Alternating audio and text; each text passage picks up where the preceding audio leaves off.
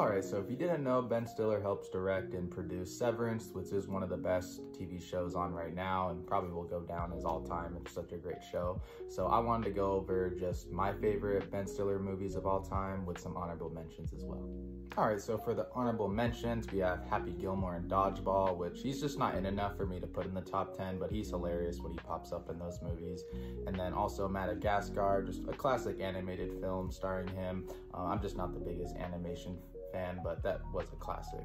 And then also Nutcrackers is the new Christmas movie he was in this year, and I love that movie. I'll probably watch it every year for Christmas now. So at number 10, I have Tower Heist, which is just a funny heist movie, and it's also starring Eddie Murphy. This is a good movie. Can't have a list like this without Meet the Parents and Meet the Fockers. I like Meet the Fockers a little more, but they're both just Ben Stiller classics that honestly do make me cringe a lot because of the terrible luck he has, but it's still hilarious and enjoyable to watch. And then Heartbreak Kid, which this is one where Ben Stiller isn't really the best person, but I like this movie a lot, and of course he's funny and charming, so he gets his girl, because you know Ben Stiller always gets his girl.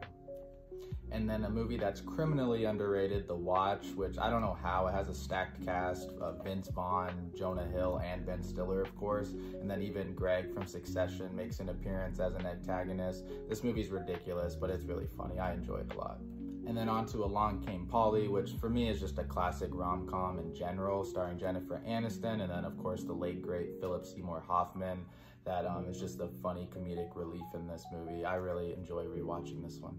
And then Tropic Thunder, which has another stacked cast, but is more well-known and is just so stupid funny. I love this movie, though. I don't know if it could be made nowadays, but it definitely holds up. And then another underrated one is Envy, that also stars Jack Black, and then his wife in the movie is actually Amy Poehler. This movie is also really ridiculous, but will have you wondering, where does the poop go? If you know, you know. Now, I remember watching The Secret Life of Walter Mitty for the first time and really wondering, like, where was this beautiful masterpiece my whole life? I love this movie. It's so imaginative and just really heartwarming. It gets my heart swelling up just thinking about it. Watch this if you haven't seen it. But the easy number one for me is Zoolander, just so quotable and a perfect comedy, at least for me. I'll never forgive them for Zoolander 2, though. I know he doesn't know me or care, but goddamn, that movie is just so awful. Like, I don't know why they did that. And obviously, I love all these movies, but clearly you can see the critics do not care for Ben Stiller. He is a great example, though, that you just can't always look at the critic score. There can be some great movies with some great actors. You just have to make your own opinions sometimes. I enjoy all these, regardless of the scores. I hope you do too, or comment ones that you enjoy.